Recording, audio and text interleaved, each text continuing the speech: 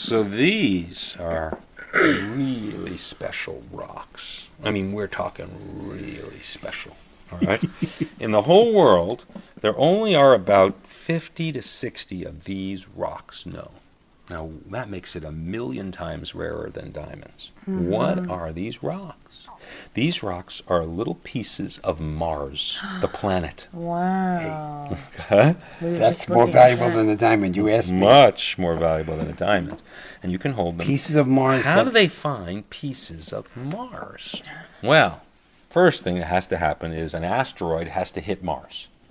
Then the next thing that has to happen is rocks from the Martian surface have to be thrown into space because the asteroid hits it so hard.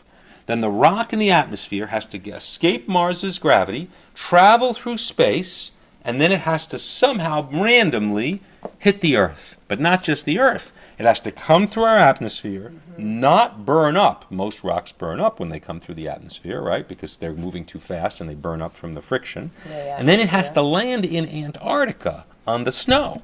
And then people have to be walking around Antarctica and see a rock and go, well, there's no rocks on the snow, so it must have come from space. They got to pick it up, then they got to take it back to a laboratory, and they got to put it under a special kind of machine called a spectroscope.